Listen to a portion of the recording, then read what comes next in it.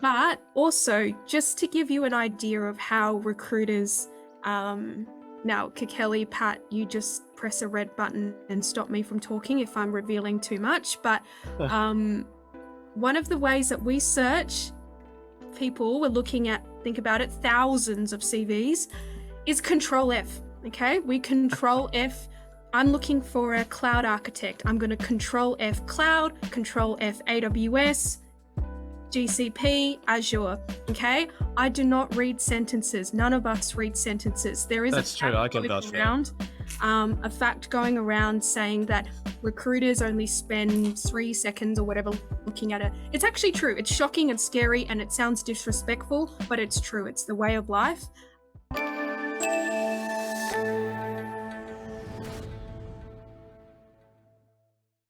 So guys, if you feel free to introduce yourself. Quick, pretty much just 30-second elevator pitch about yourself.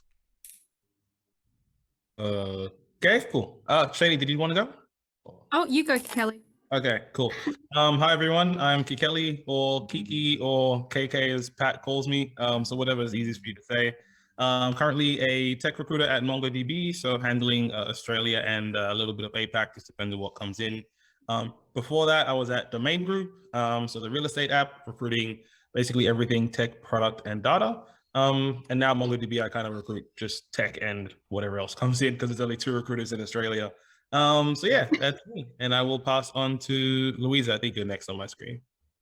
Sure thing. Unfortunately, I don't have any cool nicknames, so you can just call me Louisa.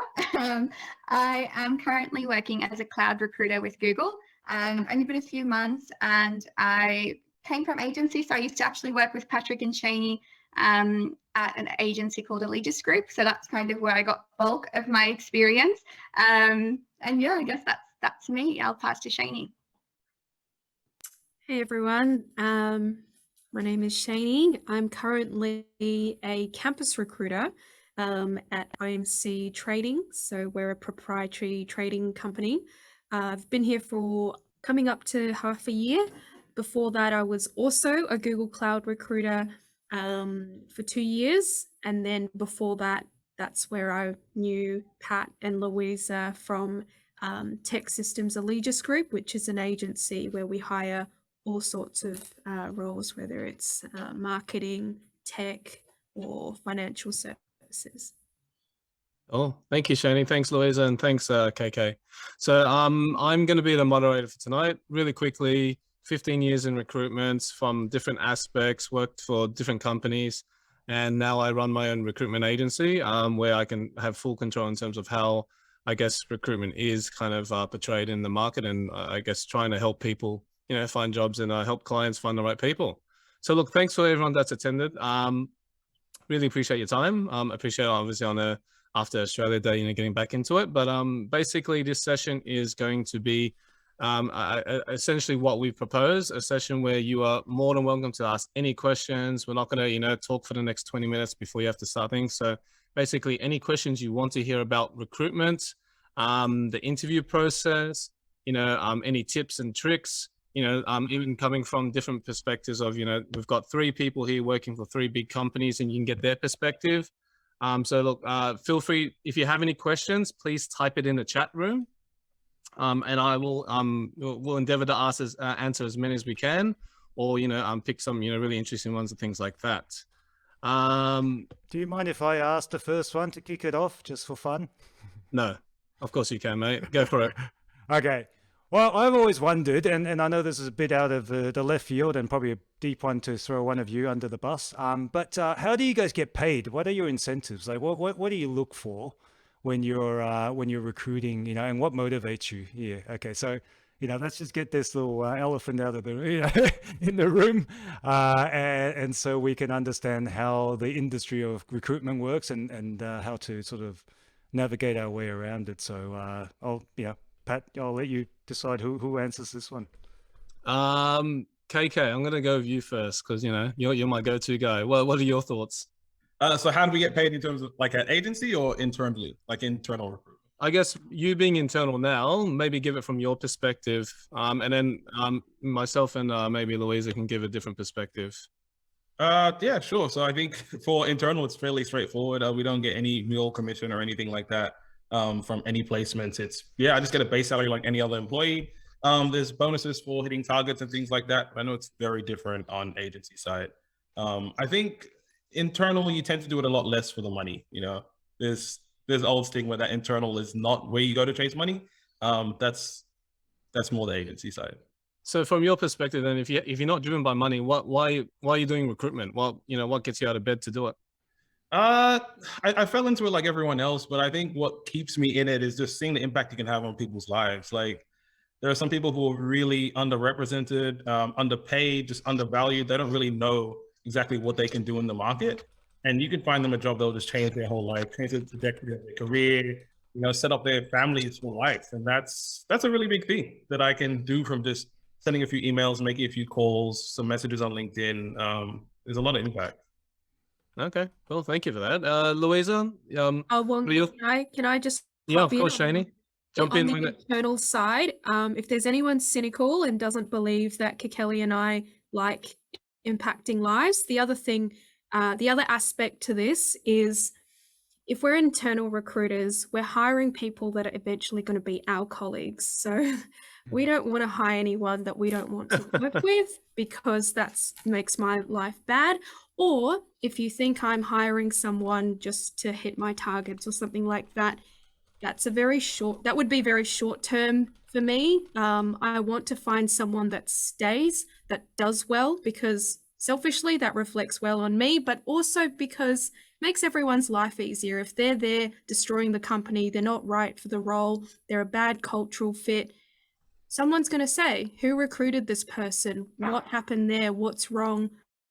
It's in no one's interest to hire the wrong person. And we definitely hire from a long-term view. Can we grow this person in the future? We don't want someone that stays for 6 months or a year. We want someone that stays for a long time, is part of the culture. And so yeah, there's really, I think that's what drives, myself and Kikeli. Oh, thank you. That's a good answer. Louisa, your thoughts? Yeah, there's actually a lot of crossover between the two, which I will get into, but from a monetary perspective, there's different ways. So it's really up to the agency and the company that you're working with. So you normally would sign terms of business. If you're recruiting permanent, you'll agree to a certain percentage. So if you agree 10% and you're hiring someone at 100K, then you will make the 10% as a bonus. Obviously, there's a lot of tax involved, unfortunately, but that's how, to put it simply, if you hire permanent. Whereas if it's contracting, it's a bit different. Again, it would depend on who you're working with. Some government agencies are very strict and they've got set percentages, and it's public. You can Google it and it'll come up with exactly how their fees are broken down.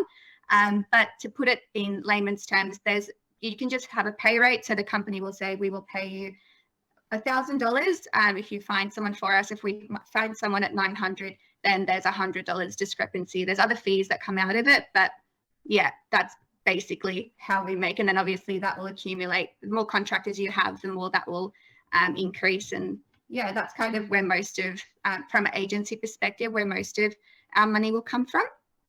But also, in saying that as well, building on that, as an agent, when you're representing your own brand, really, because if you need to make sure that the people you're presenting are really well prepared. They're in, you want them to last and do really well at the company that you're presenting them to as well, because if you don't do a good job for that company, they're not going to come to you again. And also, same thing from the candidate. If they don't have a really great experience, they're never going to want to work with you as well. So it really is all about that relationship and the intent that you deliver. That was a bit of a ramble, but that's me. Oh, cool. Thank you. And just to add from the agency perspective, some things that I guess that candidates don't realize is that agencies don't get paid unless they make a placement. So there's no salaries involved. It might take, 2 weeks, it might take 2 months to place someone. And if only when you place someone, then you actually get paid. So look, to be honest, it is quite driven via money, but I guess each agency or each organization operate, I guess, to a certain degree. My number one motto is that I will do the job best to the candidate and the client, but I will never screw anyone over. That's my number one thing, because it's people's lives that you're dealing with still.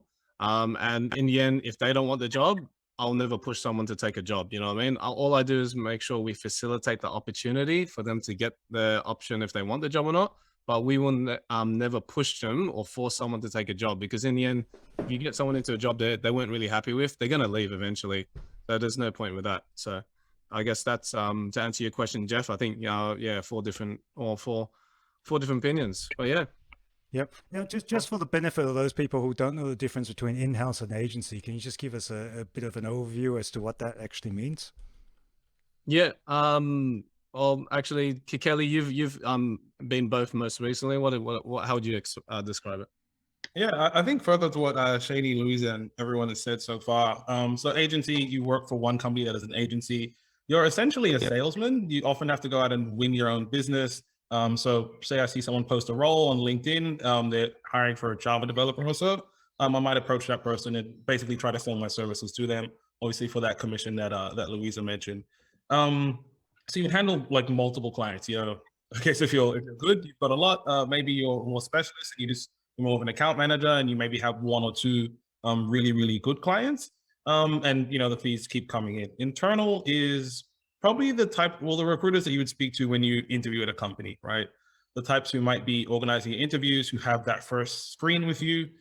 They work for one company, they recruit for one company, they probably get paid a base salary and bonuses and whatnot, but they're not getting any type of commission or anything like that. So there is a stigma that maybe they're the ones you can trust a bit more, but I think they're both really valuable to the industry as a whole. So it's really good when they work well together. Yeah. Sorry, I keep butting in. Go for it. To piggyback off that, I used to, as a candidate, think, why do I need to go through an agency? That's a middleman who's taking commission off my hard work. You know, why don't I just apply directly to the internal recruiter?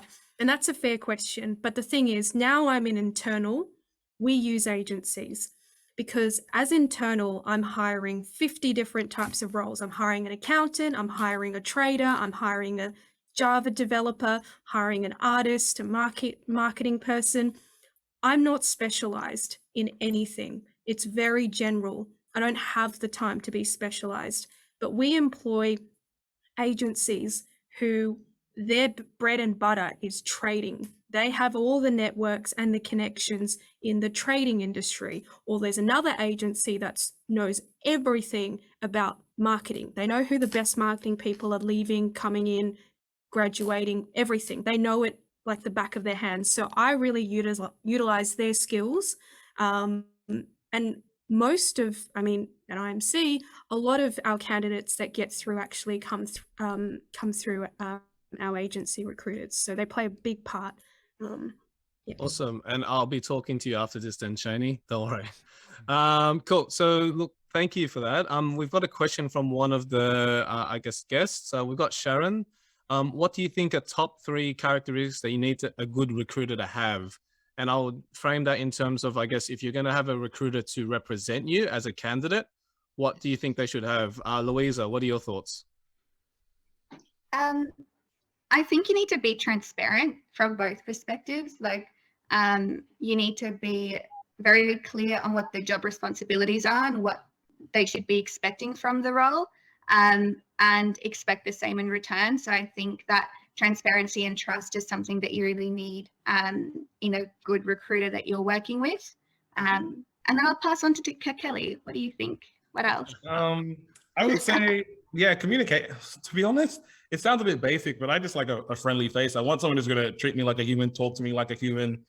Just, not be overly formal and recruitery. Like, just have a chat. Well, not a car salesman that's going to promise you the world, never call you back, and then just kind of leave you in the ditch, right? Yep. So the communication, doing what they say they'll do. So if they say they're going to call you and they do, that's great. But I think that's a really basic but really essential thing. And transparency as well. I think it's like I've had conversations with candidates, and even though I really want to place this role, I really want to place the candidate, I'll have a chat with them and ask them what they want, and I'll say, look, I don't think this role's for you. And I think that's a really important thing, that they can be open and honest and tell you when it's for you and when it's not. And to be honest, I think that's how you build the best relationships as well, as opposed to just, as Pat said, thinking about the short game and just trying to get a placement. Because even if we get it and you leave, within 3 months, it's really not It's good. not a good experience for anyone. No. Cool. Last one, Shayney, Muzza, what are your thoughts? What's the third key aspect? Sorry, I think you guys cheated. That was more than one from both of you. All right. I'm taking Okay, all of yours. friendly, transparent, trustworthy. Look, I think a recruiter should know. I really believe that a recruiter should truly understand what their business does and what the role is beyond regurgitating the job description. And I'm going to be honest, not every recruiter is like that. And if you meet one who's like that, you feel they're not really answering the question. It's very shallow, high level. Don't be afraid to say, hey, can I have a chat with the hiring manager or someone on the team of the role that I'm applying to get a little bit more technical information that you need. Yeah. Okay. No, it's good. I think that's some very good points. Moving on to the next question, we've got it with Olivia Chen. I am wondering some information about campus hires. How do I stand out in an assessment center? Shayney, obviously being a campus and graduate recruiter, what's I guess if you had to point it down to one key thing, what's going to make a candidate stand out from the thousands of applications? And this might be a bit tricky one, but just to narrow it down. Okay. I have to say there's two prongs. So one is you've obviously got to have the technical skills. If you don't, you're not right for the role.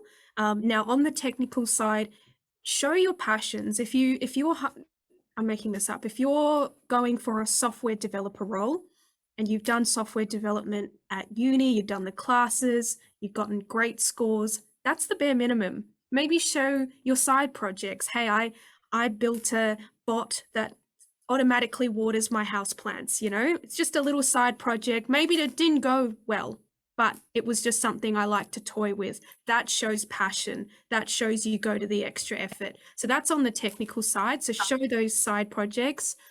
On the personality side, the soft skills, one of the things that really make a student stand out from the others is someone who's honest. And now, obviously, that sounds really basic, but so many people aren't honest with themselves. A lot of people, young students, even adults, going into an interview looking to impress the interviewer or the hiring manager. They'll say what they think you want to hear. And I can tell as a recruiter, I can tell you don't really mean that. That's just something you read on Google or something like that.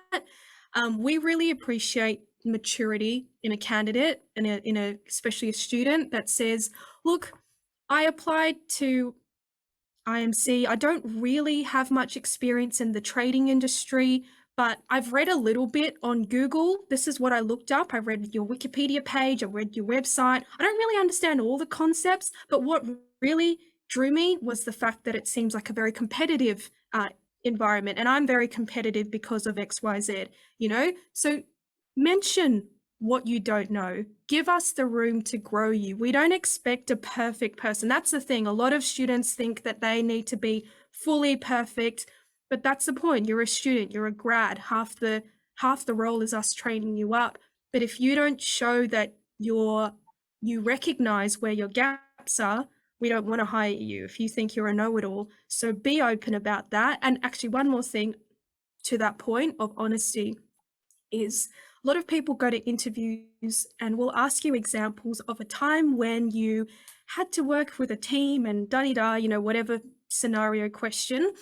A lot of people, and I understand this, give success examples, oh, this happened and in the end I did this and it all worked out really good. That doesn't really say anything, great, things worked out great. What we really love to hear and shows so much maturity and humility as well is when someone says, this happened, I made this mistake because of, I misread the room, or I don't understand human emotions or whatever. And I learned from that. This was the backlash. This was the what happened that went wrong, and now I've learned from that. That actually shows a lot more, than giving a successful example. I hope that answered the question. No, thank you. It's and you're right. I think in regards to if you can show a bit of growth or being put in a situation where hasn't necessarily worked out, but how you found a solution to get out of it, I think that speaks more volumes than when everything's going peachy and rosy, and you didn't really have to do that much. And I think from my perspective with graduate recruitment, the way you stand out is, yeah, exactly what Shayney said. If you've done the degree and you've done the bit, that's the bare minimum. You need to show that you're really, really passionate about what you want to do. And it's kind of like trying to get experience and trying to work on things without having the job. Because if you're waiting for the job to give you the experience, then it's kind of like a chicken or egg thing. Because like if you don't get a job, that means you're not going to get any experience. So you need to find avenues where you can get some relevant experience, so then you can apply it. So when you actually get the job, if that makes sense. Cool. There is another question where we got Rob Dang asks, why in certain jobs do you, advertising specify kind of submit CVs in a Word format only? Is there a reason for this? I can answer this in about 10 seconds. If it's a recruitment agency, they're lazy. That's why, because they don't want to convert it from PDF to Word, because we need whole CVs in Word format, so we can take out your personal details where we can put in a new format. And if it's in PDF, that means we actually have to convert it ourselves, which means, that means more effort. So it's literally because recruiters are lazy. That's it. All applicant tracking systems are able to read off PDF, so that's not an excuse anymore. Cool. Let's move on to the next question. Let's see. Washington, what is your advice for people trying to land a job in tech, but coming from a different industry? So a bit of a career change.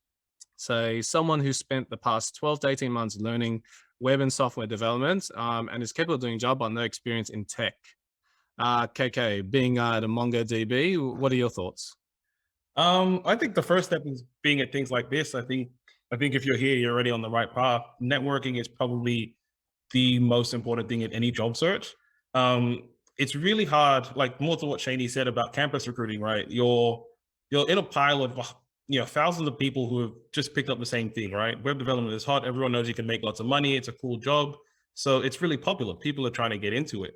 So how do you stand out? Well, the easiest way to stand out is actually get face-to-face with people. That's the most important thing. It's actually get in front of people, speak to people, network, and tell them what you're interested in.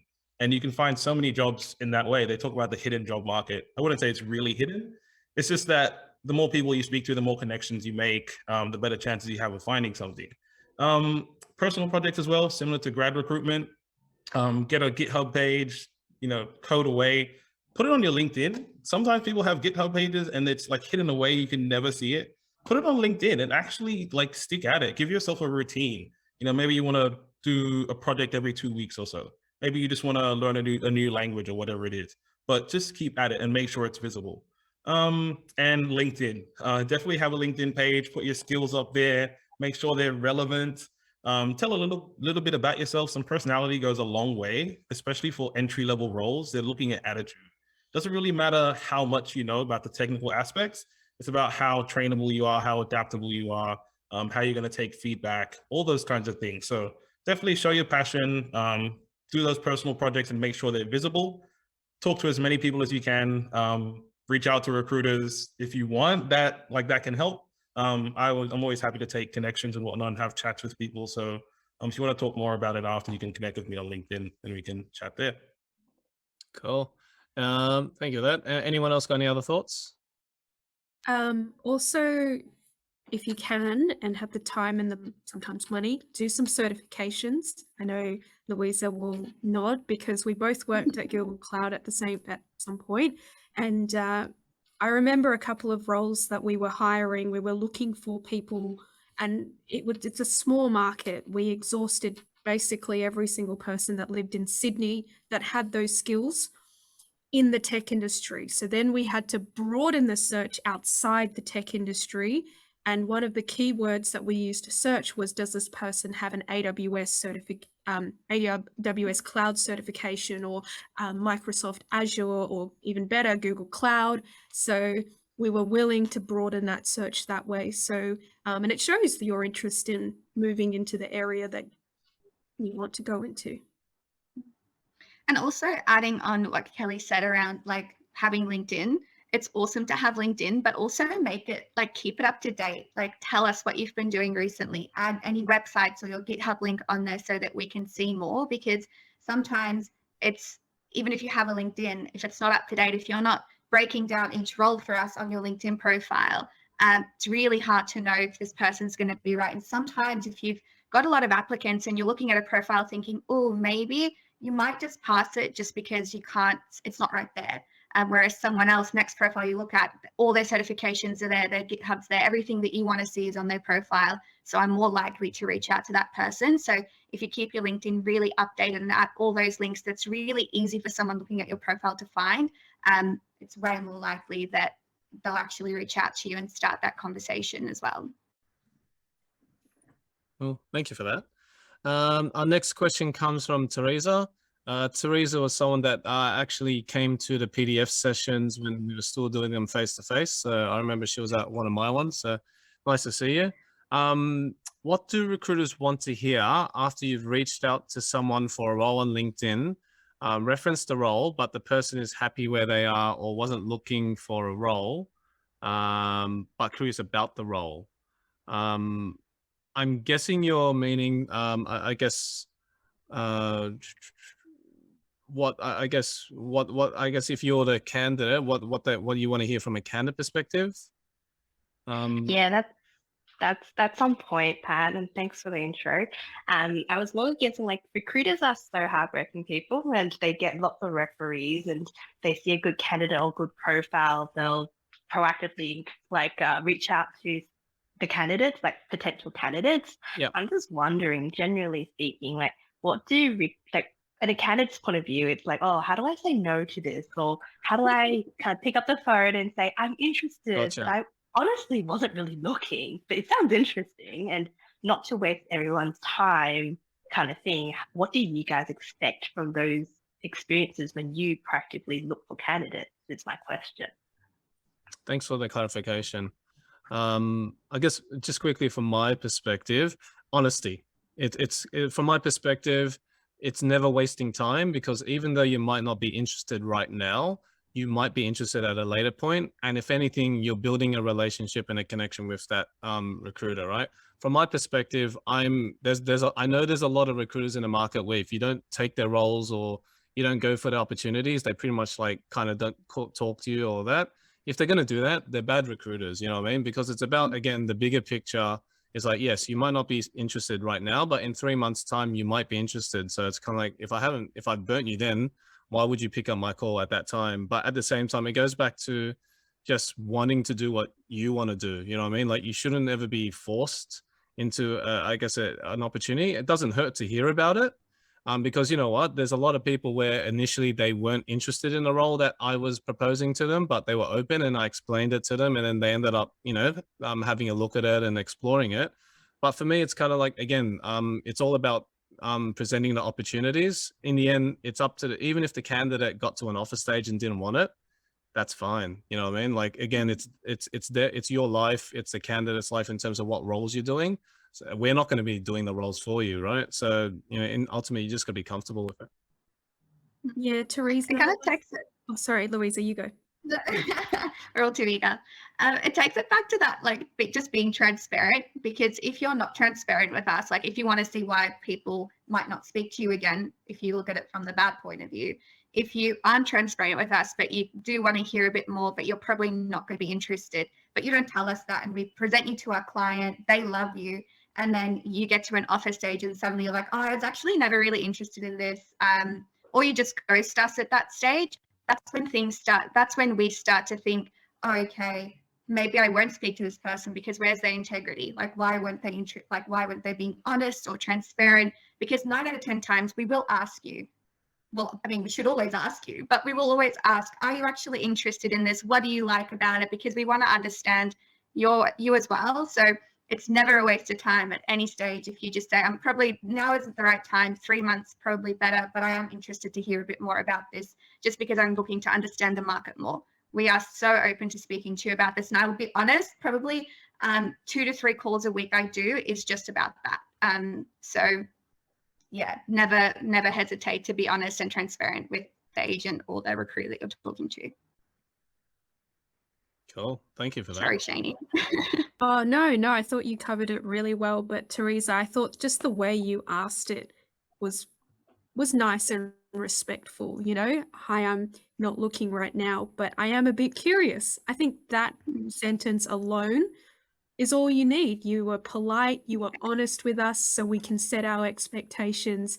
And if we're a good recruiter, we'll have that chat with you anyway. And who knows, there's a 2% chance, and it has happened at a lot of companies where the person actually ended up getting the job. They're like, wait a second, that's amazing. And if not, we built a relationship. We've also placed people 6 months, 1 year, 1.5, 2 years down the track because we had that conversation. So yeah, I thought the way your attitude anyway was good. Yeah. Cool. Our next question comes from Don. What's the latest trend nowadays on CV length? Find it difficult to stick to 2 pages as I'm a private IT contractor and worked on close to 100 unique projects over the last 10 years. KK? That's a tough one, to be honest, especially the 100. No, it isn't. It's an easy one. Look, I don't fuss about, look, if it's hard to say a specific amount of pages, right? But just like know what information is relevant, right? Keep it to the relevant roles. You might have several different CVs for different types of roles that highlight different projects. Maybe you can just link to a portfolio, you know, maybe you can just have an online portfolio and have a link to there and have several relevant projects in the CV. But you definitely don't need all of it, I would say, because I know if I see a 10-page resume, we just don't have time to read 10 pages if everyone did that, you know? So I would say try to keep it fairly concise, keep to, you know, several achievements, several of your responsibilities, and anything else you think is relevant to highlight. And yeah, just kind of leave the rest out, to be honest. Even my, you know, I've only had several roles, but I don't even put information for like the first 2 because they're just not relevant anymore, you know? I just list the timelines. So. I think I have a somewhat controversial answer on this, only because especially from a contracting perspective, I find that you want to, like, you're working on a bunch of different projects. So you want to make sure that you're showing them without like exploding with information. So I have a format that I like to see, especially if you're in like the project world, like project services or whatever it might be. I like to think like, don't go over 5 pages. I think the moment it goes over 5, it's too much. But I say the last 10 years is probably like, if you've worked prior to that, I normally at the end of your CV would say experience prior to 2012. I would just list the title and the company and how long you were there, and just have that at the bottom just so that people can see, oh, okay, cool, this is where you've worked, that's the duration. But the detail that you put in there, no one's going to look at, to be very frank. So I would say, I always think your most 2 to 3 recent roles are the most important, and they're the ones that you should focus on, like explaining really well in your CV. So if you're working on projects, I would put the project title and what the project was about, and then just list a few things in there that you contributed to that project. If you've worked on 5 projects within one organization, you don't have to list the responsibilities under each project, because I'm assuming they're going to be very similar. So you can just give a breakdown of each project and your key responsibilities within that, just so that it's clear to say, I've worked on these projects, I delivered them all end to end, and these are my common responsibilities amongst them. And like obviously have a list of technology as well, so that we can be very clear. You know, don't just say cloud, be specific around which cloud platform, like be more specific around the key technologies you've worked on. But I think 5 pages is enough. I think it's too hard with 2. I think you just made us all feel old saying 2012 was 10 years ago, Louisa. That was kind of shocking for me. I know. Yeah, I have to think about it for a minute as well. You also got to look, if you want to talk about logistics, you got to think about how you're formatting your CV. Because if you're, you know, having like, you know, a lot of white space, you know, your name and your contact details, like half of the first page, you really have 1.5 pages of content. And if that's not relevant, it doesn't matter how many pages you're going to have. So I think, yeah, what the other 2 said, the number one thing is that it's got to be relevant for the job. and it's got to attract the attention of, I guess, who's going to read the resume. And then once you get that, you get an interview. They're not going to really look at the resume after that. It's about, you know, how you present. So, you know, there is no real page, but I've always hated that, you know, things have to stick to 2 pages. Otherwise people, you know, but you know, on the flip side, 10 pages as well. No one's going to get after like the 5th page. No one's going to read that anyway. Cool. I've got an interesting question. So this one's a bit fun. So I've had some negative experiences with agency recruiters, a lot of ghosting. And once I took up a job and it was kind of oversold to me and was miserable. How do you handle ghosting by recruiters?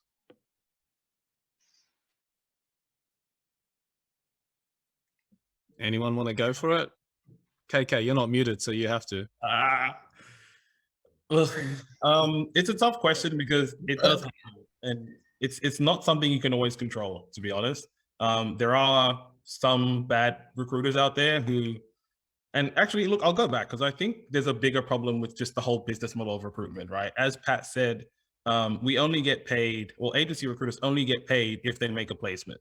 So all the other activities that aren't going to lead to a placement are probably just pushed towards the bottom of the pile, right? So there's a lot of factors in there that you can't control. But one, I would just say, I guess the first thing is make sure you're speaking to good recruiters. Vet them heavily. Don't just take every call that comes your way. I'm sorry if there's any other recruiters on here that are like, damn it. But yeah, I'm selective with recruiters that I talk to because there are recruiters who specialize in recruiting recruiters. I know that sounds crazy to some of you. But I'm very careful with the people that I speak to as well. And sometimes just follow up, right? Just follow up as much as you can. That's really it. I don't have any other tips apart from just follow up. Yeah, I agree with Kikeli. It is just a fact of life. It's with anything, sometimes you don't meet the best people and you try your best. You follow up, you don't hear from them, you cut your losses. But also resilience. I think one of the hardest things about applying for jobs is not hearing back, getting ghosted, and then having to do it again. And you're probably sending out 30 CVs a day. It's tiring, and it's offensive sometimes. You take it personally because it is your career that it seems like they're rejecting. But from my experience personally, when I was a candidate, I had a bad experience with a particular recruiter from a big company. I can say it, Hayes, right? I had a really bad experience with them. Ghosted, rude, disrespectful, everything. But they were also the same company, a different recruiter was also the one that got me my job at Google. So now if I had blacklisted them in my head, never speak to a Hayes person, then, you know, life wouldn't be the same. So sometimes it is just a bad apple here and there, and just continue being resilient. I know that's not a golden solution to your problem, but yeah, that is. I think to expand on what Shayney said and what I said as well, I think it also goes back to that networking and having those, like building those connections. Right? If you're taking a bunch of calls from recruiters and you're having these conversations that know you as a person, it's much harder for them to ghost you. Like there's lots of candidates that I can call friends. It doesn't matter when they message me or when they call me, I'm going to answer. Doesn't matter really what they're asking me for, I'm going to answer because, you know, I respect them as people. So I think sometimes you can kind of transition from being the candidate or a number to, you know, actually having a relationship with these people. And that helps your chances a lot more as well. Well, so can I just butt in here? Can I just ask and clarify that? Because I think that's a very, very key point that a lot of us probably don't realize unless you actually work in the industry. Would you say that you should, when you say relationship, I mean, it's almost a friendship you're talking about, right? Would you say that it's important to keep recruiters in your network, as in good ones, you know, ones that you respect, in order for you to have, you know, a better experience through the job search process? Would you say that it's worthwhile to get to know your recruiter on a first name basis and almost become, you know, mates? 100%. There's someone I know that I actually became friends with several years ago, and I've now placed him 3 times. I got him an internship and then an entry-level role, and now he's been promoted twice. And I've never actually got paid for that. I'm sure my old bosses at the agency hate to hear that, but I'm proud to let you know. But I never got paid for any of that. It was just because he was a cool guy. We became friends, and I helped him out, you know. And I'm sure if I ever need anything, he'd help me out too. So I think it's very, it's 100% super valuable to have those friendships.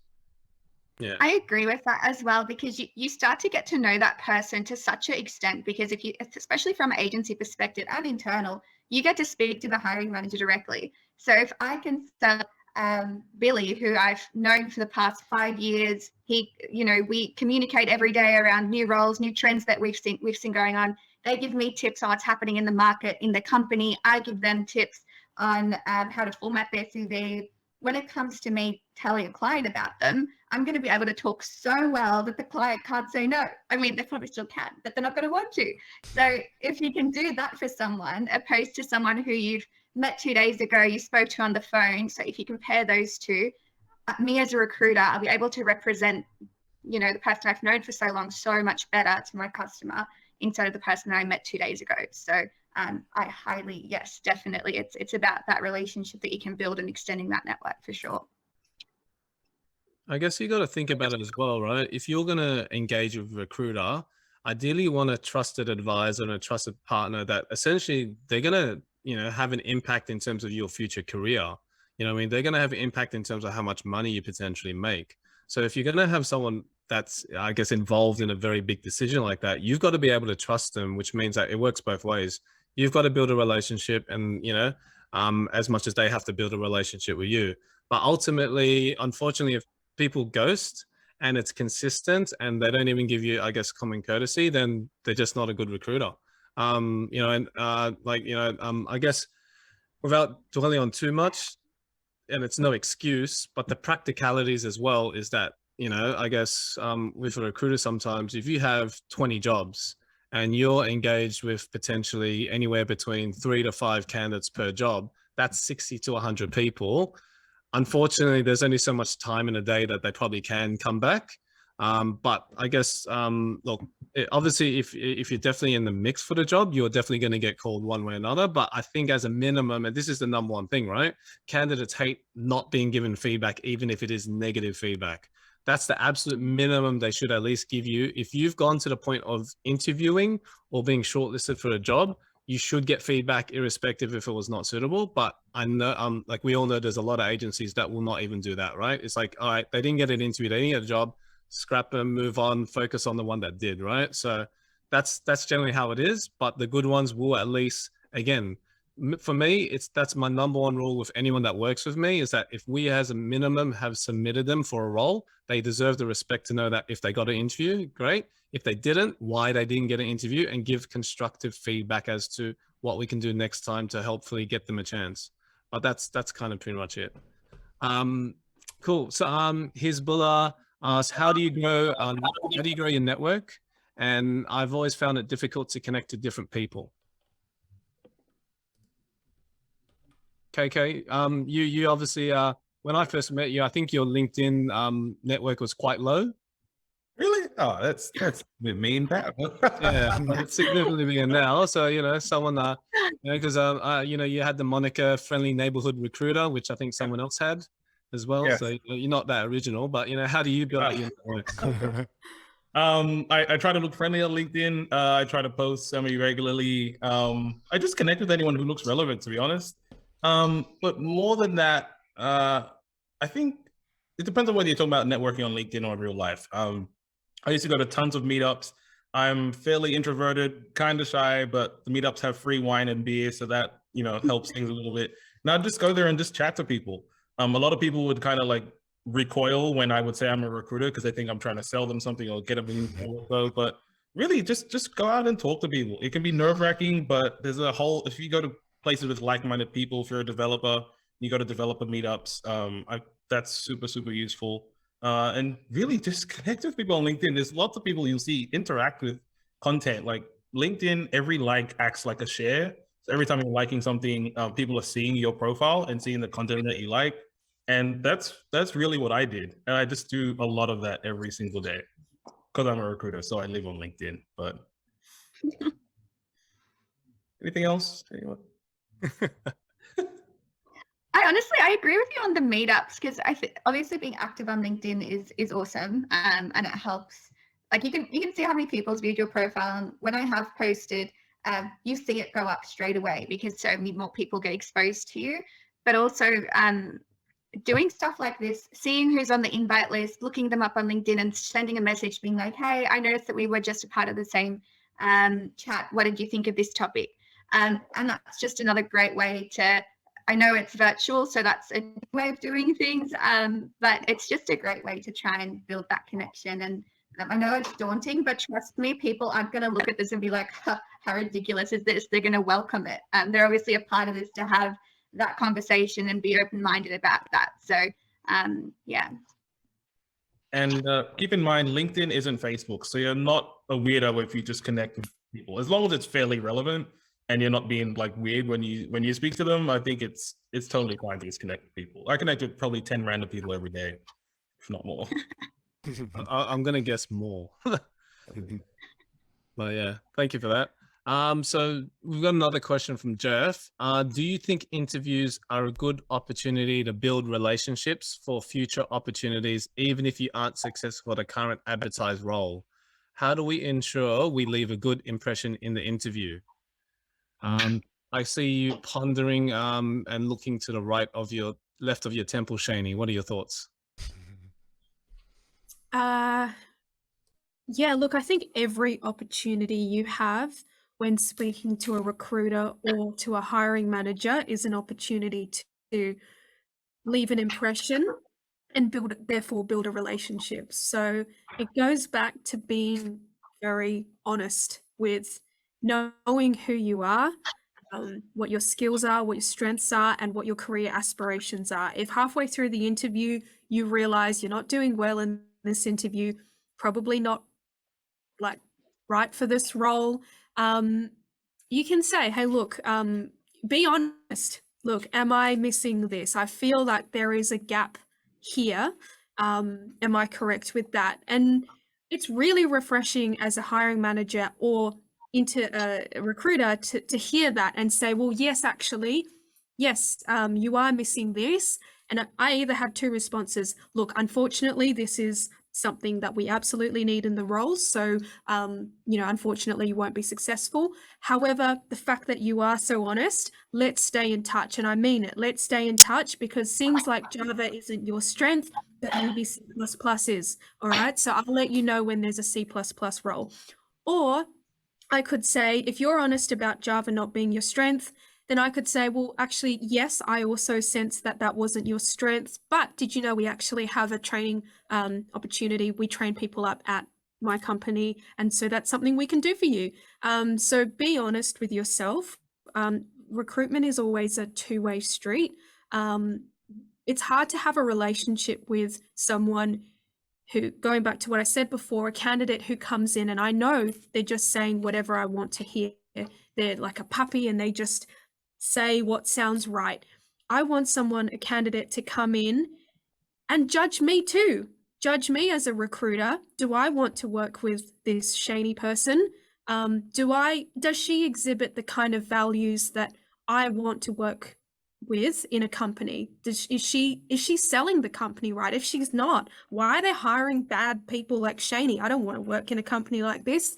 I think someone who really knows themselves, knows what they want, respects themselves, it's a two-way street. You're judging me, I'm judging you, and I really respect that. I also respect a candidate who halfway through an interview says, actually, I've realized this isn't the right role for me because you said XYZ.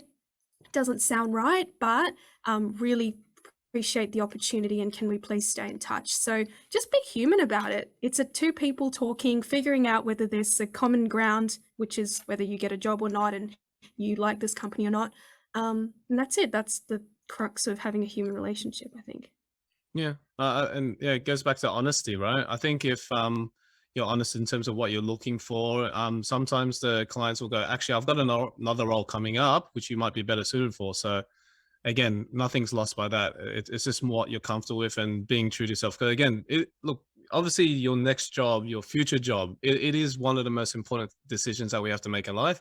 And sometimes we do get it wrong, which is fine, right? But you want to give yourself the best chance by being true and honest to yourself. And if you're gonna, feel obliged to take a role because you don't want to miss a thing, then look, you're not going to be happy in the role again. And then that's when it leads to people leaving or you're not performing and you're not representing the best way you can. Cool.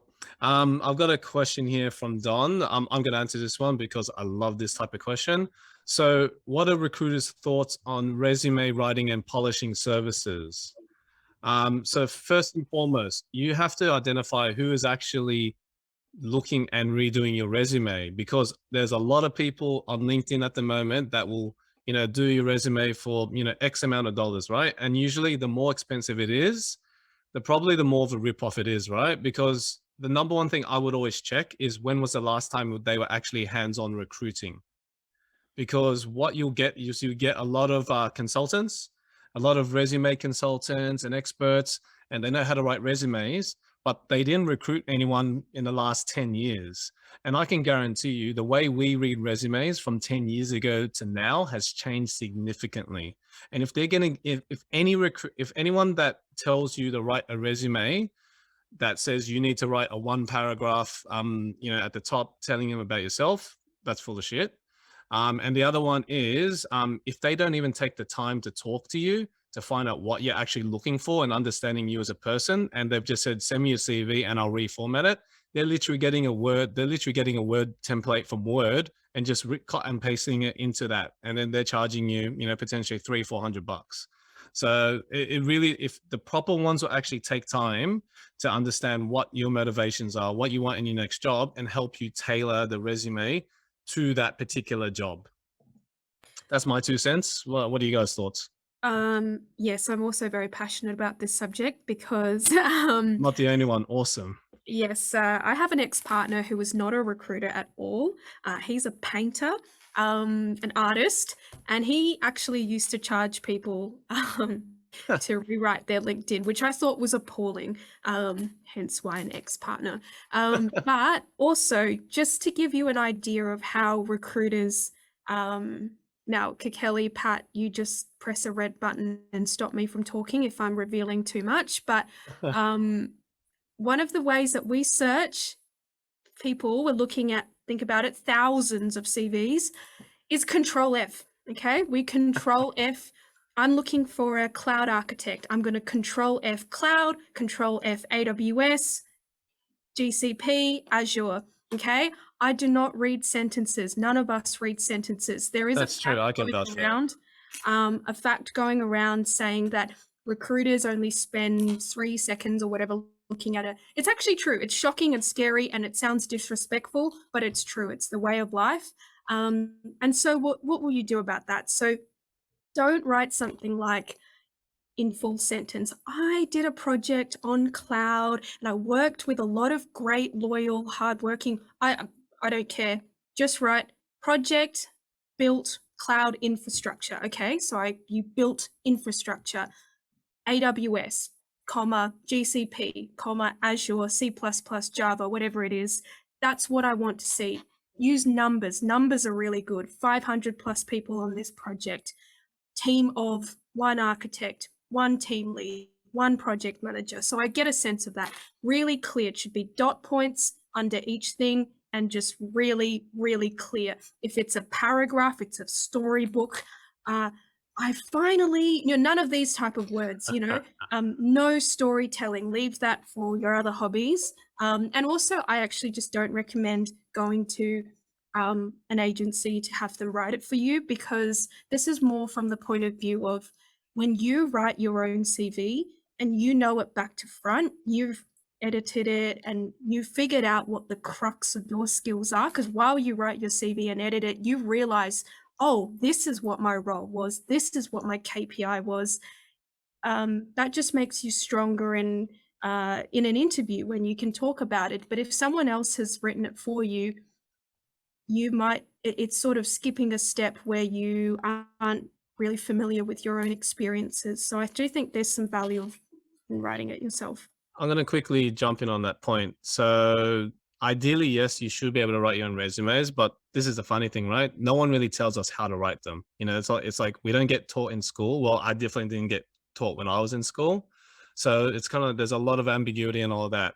I think you should, again, talk to trusted people, hence building relationship with good recruiters that can give you some advice. I will actually partner up with candidates that I'm putting forward for jobs and actually help them write their resumes before I actually send it to the client. Because, okay, this is the number one biggest sort of thing that should never happen. You do not get an interview based on your CV being wrong when you have the relevant experience.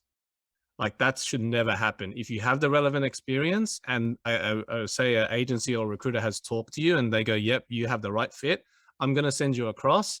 Pretty much you should get an interview all reason to, apart from, something ludicrous. But if they haven't taken the time to help, like if your resume is really bad, then they need to help you before they actually send it. So it guarantees you an interview. Otherwise, the worst thing you can do is hear an excuse is getting rejected because of that. So to me, that it doesn't make sense, if that makes sense as well. Sorry, very passionate about this subject. On the topic of resumes again, there are some strong no's. And if any of the people that are helping you write resumes puts this on your resume, they don't know their stuff. Anything to do with soft skills. Like I've seen a lot of resumes, and I think there's a bad template going around the internet that's rate, your loyalty, 3 out of 5 loyalty, 5 out of 5 honesty, 2 out of 5 community. What does that mean? That says nothing to me. Of course, I hope you're 5 out of 5 for everything. You shouldn't be rating and anyone can say I'm loyal, honest, team. That says nothing. The resume, that is for the interview. Leave those soft skills to shine in the interview. Only put your technical skills, your number of years, that kind of thing on your resume. And please don't do too much crazy color formatting. I personally like to keep it to 2 colors. Black and white. Okay, fine. 3. If we're counting white, the color of the page, which I hope is fine, then it's black, maybe a blue, darker blue. That's it, really. No, not too much. Unless you're a graphic design person, then yes, show your creativity. But if you're a project manager, you're a software developer, please, nothing crazy. It makes me think you don't understand the relevance of your role. I thought for a minute that, Shayney, you were going to say no third person when you were like, I never want to see this. Please don't use that. That is strange, although I have seen strong candidates who use that. I think it might be a more nasty thing. But definitely what gets me is the rating yourself on different attributes. I once had someone who rated themselves 3 out of 4 on Big 4 experience, which... So you've worked with 3 of the Big 4. Is that what you mean? It was very strange and made me think maybe you're not the most succinct person or you're not very good at communicating. That's what it said to me. And saying that, they did catch your attention for that extra, 5 seconds. So, that kind of paid off. Kelly, I know you like colorful CVs. I do. Mine is green. Yeah, I have seen it. That was so bad. Yeah, I'm pretty sure I asked your opinion on it, Pat. I think you're like, what's the colors? I was like, yeah, that's me. Look, I agree, but I also think there is some room to show some personality in these things, right? And it really depends on what type of role you're going for. Me, I like the color green, so I wanted my CV to be green, and that's it. I had no other rational decision making like matrix behind that. It's just that I wanted it to be green. Maybe that works for you, but I would say Shayney's advice is probably the one to take. Don't have a green resume unless you've already secured an interview or whatever, because that's normally how the roles that I go for work. I've already spoken to a recruiter on the phone, and then they get my resume after. Then it really doesn't matter. But if you're applying for jobs, they can't reject you already, so they've had to exactly. politely, keep the interviews going. Exactly. And so I think someone asked about Canva Resume. Sorry if I'm getting a bit ahead of myself. I think to what Shayney said, I think symbol is better unless you are a graphic designer or so. But there are simple Canva templates as well. So the thing to keep in mind is just that a lot of them are in PDF format. So might not work so well with the lazy recruitment agencies Pat mentioned earlier. Yeah, which is 99% of them. Look, I think with particular industries, if you're in graphic design or creative sort of thing, or even in IT, if you're like, again, probably like the web devs and stuff, then look, I've opened up after the last few years because I absolutely hate them, but I've had to grow to accept them for what they are because I can't, reformat them or doing that. So I have to send them, as it is. But yeah, look, it's your own. Look, and I appreciate it. We've already got to 8 o'clock. Just checking out of courtesy, are you guys okay to talk a little bit longer? Or you don't have to go, you don't have to eat? Awesome. Yeah. But before we go on, Pat, can I just ask, I've posted a link on the chat. Please tell us what you think of this session. Now, you all know that this is the first time we tried this, ask me anything. So it's a bit out there, and I'm loving the stuff that's coming out so far, but we'd love to hear from you what you think of this session, if it's helpful. Please let us know via the link, and feel free to join our online community. I've just posted a link there as well. Please keep asking great questions. I'm loving this. So if you guys are okay to stick around for a couple more minutes, we'll go for another 15. Yeah, and 15. See how it goes. A few more questions. Thank you for that. Yeah, but yeah, please leave some feedback because it is something that we've tried where this is uncensored in that sense. So I hope you guys appreciate it. Cool. We've got another question from Teresa. What do recruiters think of when they hear a candidate leaving their job after 2 to 3 weeks after starting a new job? On the flip side, any thoughts on what the candidate should do if things don't work out in the role, if they've been placed and they stay 3 months or leave early? I've definitely got my opinion, but Louisa, what are your thoughts? If it's 3 weeks, then it's obviously not the right fit. I think normally anything within 3 months, it's something is not right, whether it's the role that's been completely oversold or undersold, or the culture at the organization is not what was expected. So I normally think if anything within 3 weeks, especially 3 months, especially 3 weeks, something's up. So we understand that, and there's no judgment. It gets a bit, we do start to question if your last 4 roles are all 3 months or 3 weeks, or then it starts to be a bit like, what's going on? But if it's one role, it's kind of self-explanatory. We won't dive deep and ask you exactly what happened. We kind of take that vow of we get it. And you can still mention it on your CV. Sometimes, to be very honest, if it was like 3 weeks, I probably wouldn't even put it on my CV. I would just say the last company I was at and then the new job that I started, just to avoid that, because it's not like you had a huge impact while you were there. You didn't deliver anything whilst you were there. You didn't change the world in that 3 weeks. So you don't have to add it to your a week CV. of that onboarding and just reading documents as well. It's really straining. There wasn't much happening there anyway. Really quickly, there's always 2 sides of the story. That's pretty much it. You know what I mean? And as long as you've got a valid story, then, you just explain it. Cool. All right. And another question we've got is from Alice. If you like and you can do a role very well, would it be better to approach the hiring manager because the recruiter doesn't reply? So this is an interesting one, I guess, from an engagement piece. Shayney? Yeah, I have strong opinions on this because, first of all, I understand how you feel. If you happen to have a bad recruiter that's not replying to you, then shoot your shot, go for the hiring manager. However, often I've dealt with candidates that go directly to the hiring manager or have engaged partway with me and feel that they would have a better chance. It is extremely disrespectful to think that you can surpass the first couple of steps straight to the end. The hiring manager hears of that. So from personal experience, I've dealt with a few candidates that have done that, maybe because some of them even know the hiring manager personally. So they even think, look, I know Pat Wong. Why should I go through another recruiter? I'll just call them up. But it's courtesy. It's courtesy of showing respect to the rules of that company. Everyone has to go through the processes. You can mention in your chat with me, hey, Shayney, I'm applying for this role.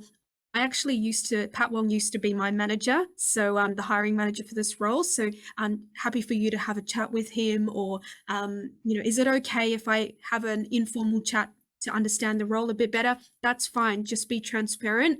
But it doesn't work well to your advantage to try and get past the recruiter. Now, I'm not saying you are like this, but I've in a very specific example from Google, someone tried to do this and it was extremely disrespectful. And I think that this person felt that HR didn't really know the role. They're not technical people.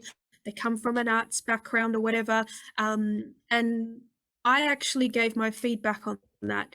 And at Google, as an example, and at other companies, there would be the same. We rate you on your personality too. You know, are you going to respect the receptionist? Are you going to respect the chef? Or are you just there to impress the hiring manager? And that was a huge red flag. That person was actually right for the role technically, but she didn't get it because she didn't get the job because we felt there were some personality red flags just based on that. So I think be careful. Let the recruiter know. But if they're not responsive and you have the email chain to prove that they didn't respond, then go for it. Go reach out to the hiring manager, but be careful around it. What if you you're just guessing the recruiter? So say, for instance, some ads don't have a recruiter, some ads do have a recruiter, and you email the recruiter or you call the recruiter and you leave 5 messages, but they don't call you back, they don't text you back, and then they definitely don't even email you back. Is that okay to go directly to the hiring manager? I'd say so. Yeah, if you've done that, yes. Yeah, 100%. If you've tried to, go via the right channels and they're not responding, you're more than welcome to, if anything, if there isn't a recruiter, and actually Kelly and Shayney, you probably will hate this. If there isn't a recruiter, like an agency recruiter on the job and it's with the internal recruitment, I'd actually recommend you do contact the hiring manager directly. Because look, that's my perspective, right? Because it's kind of like, but you got to do it respectfully, in a way that it's like, hey, look, there is a job that I'm interested in. And it's almost like I think with LinkedIn, you've got like 130 characters. So it's like, you almost got to give them a pitch that can kind of go, all right, this person might be suitable. And then look, if they reach back to you, great. And then they may just go, cool, look, you sound like a good fit. I'm going to introduce you to the internal recruiter and they can help you go through the process. But sometimes I don't think it doesn't hurt, because it's like in this market, when there's like, 200 people applying for a job, that's one way of standing out, is actually in a nice, respectful way, courteous way, reaching out to people who are the decision makers. Because in the end, it is the job to find the best candidates. And if that person does, come to us via, that channel, then great. But again, like Shayney said, I think you just got to do it respectfully and, via the right channels. Oh, perfect. Thank you. No worries. Cool. I've got another question. I'm going to get Kelly to answer this one, because I know he's worked in different companies with varying applicant tracking systems. Me and Shayney actually did a video about applicant tracking systems where I think we rambled on for a good 15 minutes at least. But with applicant tracking systems, do they exist in terms of the first pass of a resume? What are your thoughts, Kelly, given that I definitely know one of the companies you worked at had an awful applicant tracking system? I can name it if you want, but yeah. Most of them, actually. I think the first thing is most recruiters hate their ATS. I'll start with that. I haven't met many recruiters. Except Shayney. Oh, okay. Okay. That's lucky. But yeah, most recruiters I know hate the ATS. But no, the ATS doesn't do anything. It's not some magical robot or black box or anything like that. It does some automation and things that makes it a little bit easier, but most of it's just a filing system. Things come in, like let's say, for example, you apply to a job and it might ask you some simple questions like, are you an Australian citizen? Are you based in Australia? Those are some types of questions that can rule you in or rule you out, but someone has to actually go in the back end and set up those rules. So I have to set up those questions and say, if this person answers no to any of these questions, they're automatically rejected. Apart from that, the ATS will not do any rejecting. It won't pass you through automatically. The ones I've used don't really highlight any key words or skills or anything like that. All I get is the questions that you answered on the application, maybe your LinkedIn profile and your CV. And it comes straight to me. It's not read by a robot. I do all the reading, all the control Fing, as Shayney said. So that's it. It's not some magical black box. So I would definitely recommend don't tailor your resume for an ATS. Tailor it for a person, because even if you get through the ATS, it still has to be read by a person. So that's who you should really be targeting when you're writing those resumes. But no, it's not some magic resume eating monster, at least as far as I know. Cool. That's a good call. It is a very important part to note that it is still humans reading resumes. We haven't got to that stage where robots are going to take over us. Louisa, you got any thoughts? No, I agree completely. I think at the end of the day, the resumes still come to us. So it's just a means to an end, really. Like, it's just a way to get your CV to the right portal for me to access. So there's a lot of different ones and they're all used differently. But outside of that, like, I think they all serve the same purpose.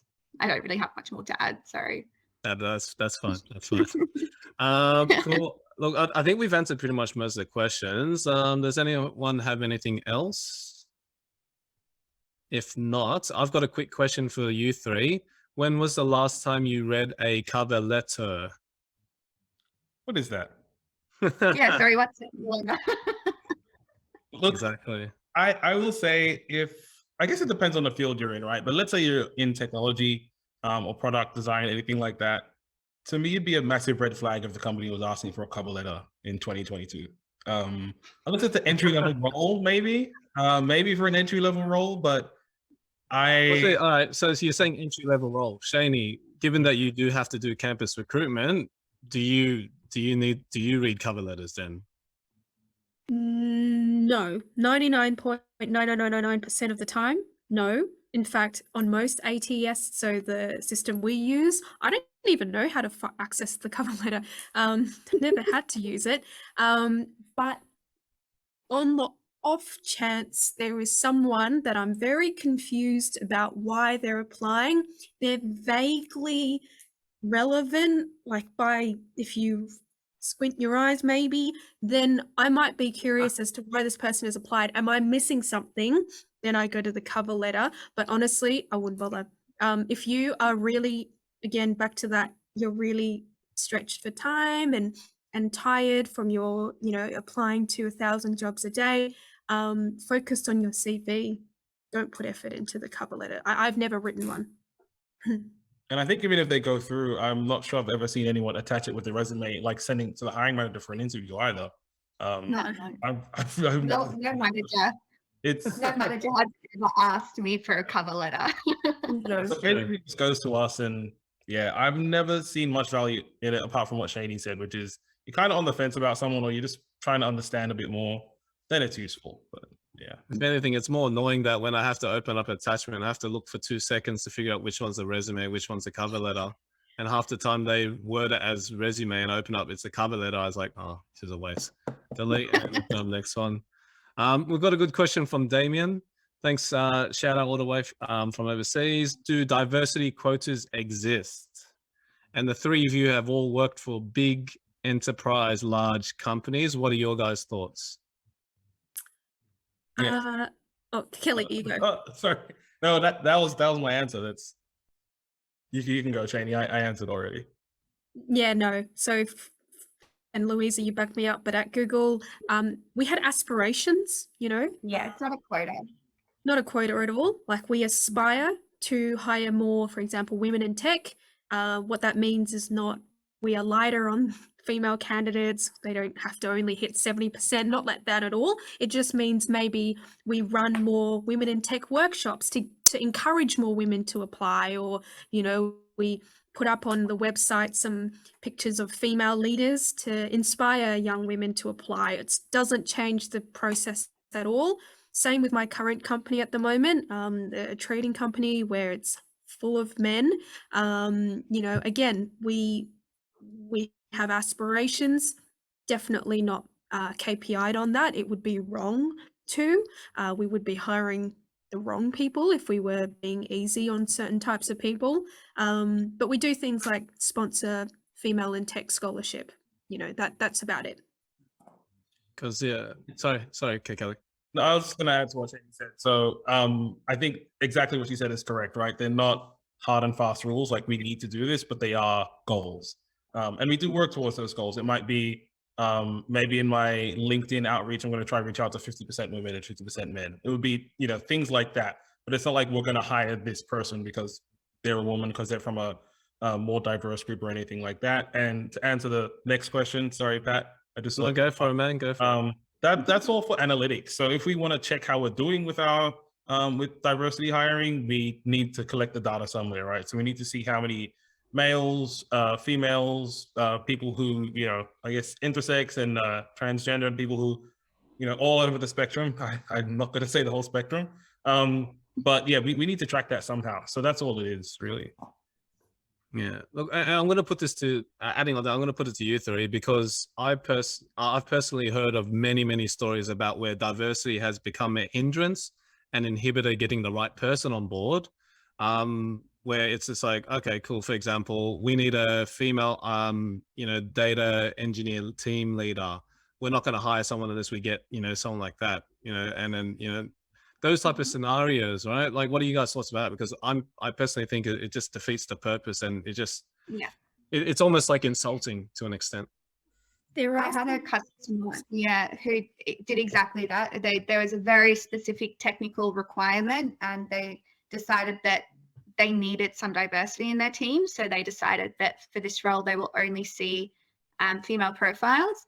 And after, you know, obviously we didn't agree to do that. So we did a diverse search. This was still in the agency, by the way. And we ended up showing them the analytics that we got from LinkedIn Insights as well as Seek to prove and show them what the percentage of people who were happy to, you know, say what their gender was, to show them that you have 10% of the market at your disposal right now because you've said that you only want a female with this specific skill set. It was less than 10%, to be honest. We showed them the profiles and that they didn't get back to us. So what are you going to do? Are you going to put your company in a negative position because you don't want to hire a specific skill set, or are you going to be open to it and, you know, be okay with a male candidate? So as long as, and that's why we want analytics and why we look at data, because that data, I mean, in everyday walk of life, it's very important. So we can prove stuff like that by using insights to companies as well. I've actually got a really funny story, because one of my mates, so this guy's like a exec, C-level exec. He was working for one of the top 4 banks. His position was getting made redundant. They had another position that came up, which he would be perfect for, but they actually had a LGBTQT diversity quota.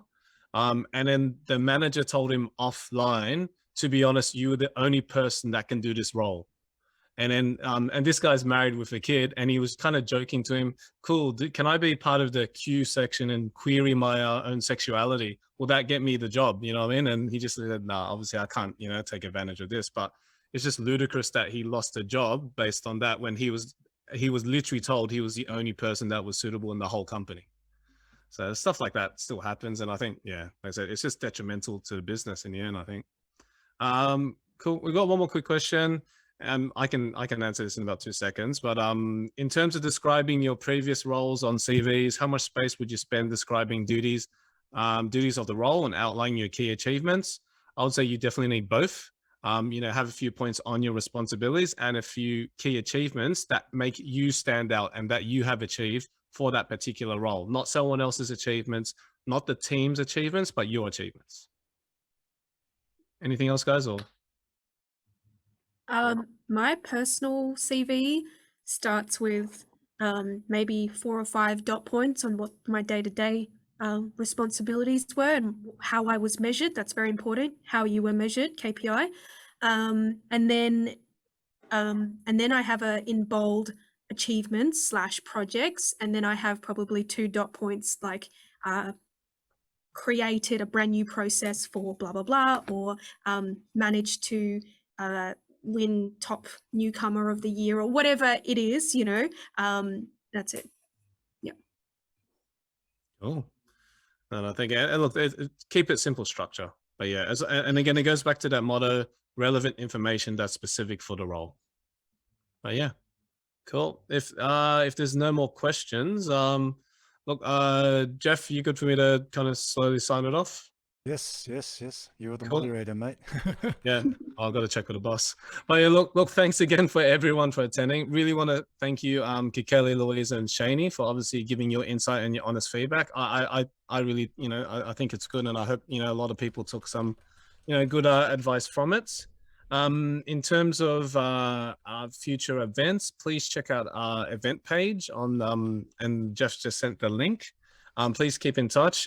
If you want to connect to any of us, please feel free to do on LinkedIn. Just mention that you attended this chat, because I don't know me, but I kind of screen who I add on LinkedIn, everyone. But yeah, please feel free to add us all in, and then I'm more than happy to provide some advice, ad hoc or anytime you want as well. So thanks, guys. Yeah, and have a good night. Thanks for coming. Thank you so Thank much, you so guys. much. Thank Yeah. you. Thank Bye. you. Thank you. Bye, everyone. Bye, everyone. How long is it going to take you to get home, Shayney? Well, they do free Ubers after 8, so. Yeah, then you're so But they also do free dinner, which was 7 to 8. So well, I'll run upstairs so- and see if there's any sorry, left for me. sorry you missed out on that. The things I do for you, Pat. I know, right? I know. Hey, Patrick. Yeah. Sorry about being there. My name is Matthew. I was the one who asked the last question about CVs, and I just want to clarify my question a little bit, because I feel that a lot of the times when I look at the vertical space available on a page, if I spend too many dot points outlining the responsibilities of the role, I'm running out of that vertical space, which is quite precious. So I started to think, well, will it be better to write 2 sentences on what the duties of the role were, very generic, but then spend more time outlining achievements so I have more vertical space to play with? So that was kind of the nature and intent of the question. Okay, fair enough. If you say it from that perspective, you got to think about which roles are the most relevant for that role that you're applying for, right? So hypothetically, say you're going for a project manager role, and the last 2 roles were project manager roles, great. Then spend your detail and content on that. But if your role previous to that was, for example, customer service representative at KFC, then clearly, like you don't have to highlight as much. I guess it's just allocating the most relevant information, for that's going to, I guess, highlight the best information for that future role. Does that make sense? Yeah, that does make sense. And that also brings up a good point. If you have roles that's further back, that relates to the current application more, would you maybe put them out of chronological order to highlight it, or you will still stick to chronological order? Keep it simple. If you chop and change it, it's very confusing. And again, recruiters are quite dumb in that sense, where, it's like if you had to ask us to try picture what you're trying to do, then it's not going to work out. You just got to keep it simple. And then look, again, if you have a role that's relevant from 10 years ago, it's kind of like, look, you're just repeating yourself then, you know what I mean? Like, because obviously all the content that you had between the 10 years is relevant. So you don't really need to, you get the point, and like the recruiter will get the point after like the last 3 jobs that you've done the same thing. Cool. Yeah. All right. I get the gist. Let's just give this guy a call and, talk about and get their own thoughts. Sure. Matthew, to answer your first question about vertical space and how much you should spend on your responsibilities versus your achievements, just keep in mind how recruiters read CVs, which is a Control F method. What I'm trying to say there is that your achievements will probably have very specific niche terms in that, that I might not Control F.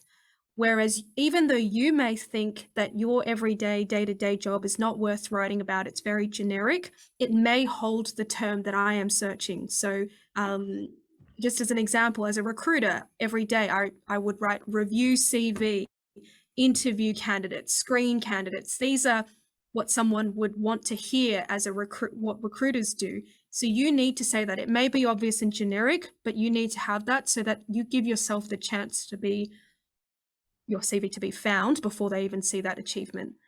So I don't think it's a waste of space. Yeah, that's great advice. Thank you. And on that note, what's your thoughts on like that little profile statement that was quite popular at the beginning of a CV? Is it still relevant nowadays or not so much? Oh, what? Wongy, what do you mean by that? I actually disagree with that. Well, kind of. I disagree with that. I find it useful when someone's, now this is not the case if you are someone with 3 years experience, then I could do the maths myself. But if I like someone who has said, I've got 10 years experience as a solution architect. The last 5 years have been focused on AWS cloud. You know, that's enough, right? So because sometimes when we're searching for a role, we think I need someone with at least 10 years experience, and you've written straight away at the top, tick box, he has 10 years experience. So I think that is relevant. If you're writing something like Matthew's a very loyal whatever person who has ambitions to this, that, then no, that's not relevant. But if it's to summarize your experience, so actually here, let me be specific. Matthew has 10 years experience as a solution architect. Matthew has, I have worked in financial services, oh my God, it's so late. Food industry, you know, airline industry, you know, and I've worked with these technologies. I've had 5 years with Java, 2 years with C++. You know, that is a good bio because that's very clear. I can see how much experience you have, industry, whatever. Or if you're in sales, one thing that we love to see is what kind of companies have you sold to? Pepsi, Qantas, whatever. So if your bio is very specific and summarizes your experience with numbers and keywords, we like that. If it's again fluffy kind of keywords, then no. That's kind of why I'm against it, because the fact that, you know, it's kind of like, if it's general, we're not going to read it, but if it's specific, that means you need to actually tailor it for every single job that you're going for if they're going to be different. And if you're not tailoring it the right way, which means you either didn't get the job spec, you didn't talk to someone, then very good chance they're not going to read it anyway, or it's going to be different. Or, you know, like the typical one is that when people leave and go, they're applying for project manager roles and go, I'm looking to be an architect. And it's like, if I see that, I'll automatically just disregard them, because it's kind of like you haven't taken the time to re-edit it or tailor it, or you actually want an architect role and you're just desperate for PM jobs. So that's why I'd say just take it out. It doesn't add that much value to the point where it's going to make or break me wanting to actually give you a call. Hi, I'm Jeffrey Wang, the founder of the Professional Development Forum.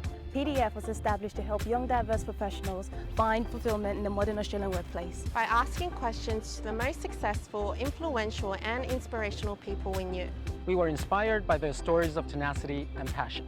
We learned about the creative approaches to overcome challenges. We believe that everyone, not just the elite few, should have access to the knowledge, mindset and network to develop themselves. By becoming the best version of ourselves, we lead a happier, more fulfilling life and inspire those around us to do the same. Moving our events online has made us more accessible than ever. We share what we learned on our website, YouTube channel and podcast. So please share this video, subscribe to our channel and turn on the notification bell. We look forward to seeing you at an upcoming event.